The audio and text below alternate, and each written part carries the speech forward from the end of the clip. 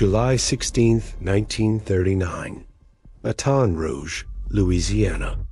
A baby is born to a candy salesman and a homemaker. His name, Adler Berryman Seal, but everyone calls him Barry. From the start, Barry had two obsessions, speed and altitude. By 16, he was a licensed pilot. By 26, one of Trans World Airlines' youngest captains. And by 30, he'd be flying cargo no airline would dare to carry. In the 1960s, the Civil Air Patrol gave Barry a taste of aerial freedom and shady connections. One of his fellow cadets? A young man named Lee Harvey Oswald. Decades later, that name would spark wild conspiracy theories tying Seal to the JFK assassination. But back then, Barry's trouble was far simpler. In 1972, he's caught smuggling explosives to anti-Castro rebels in Mexico. The evidence is strong, and so is the rumor he was working for someone far above his pay grade. The case is dropped, but TW fires him. Barry's career as a legit pilot is over. Barry, you're one hell of a pilot, but we can't have you turning 747s into gunships. Guess I'll just have to find another runway.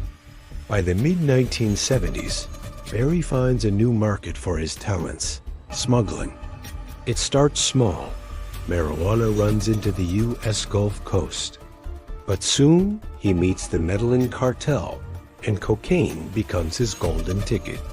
Seal flies low under radar, sometimes just 500 feet above the water, delivering thousands of pounds of cocaine per trip.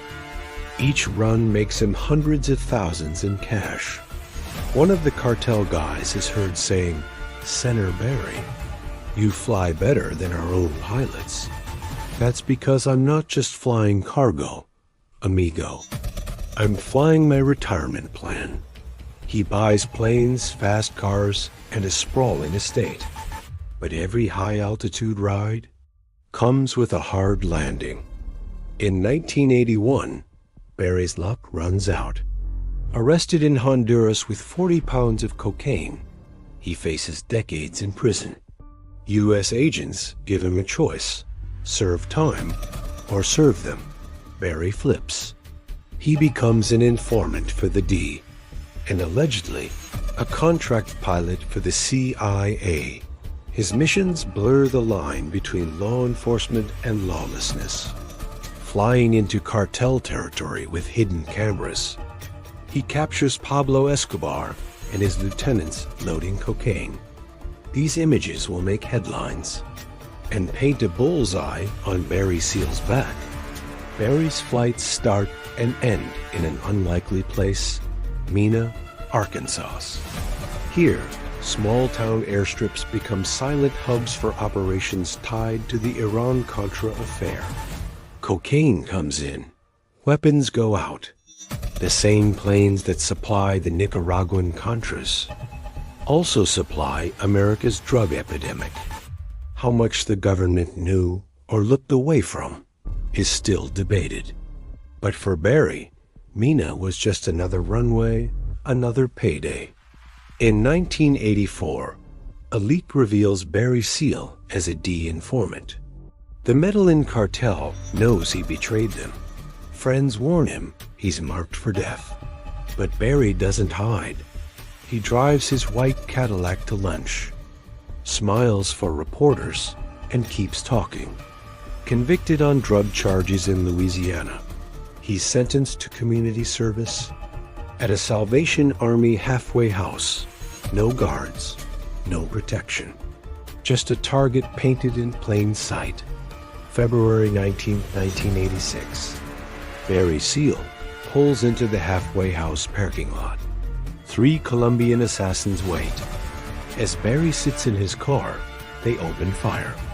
Bullets shatter the glass. The man who outran radar, the D, and the Medellín Cartel is gone at 46. On him, $1,200 in cash and a Bible. His killers are caught and convicted.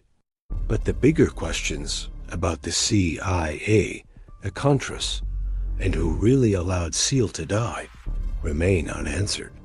Barry Seal lived like his engines. Full throttle, no brakes.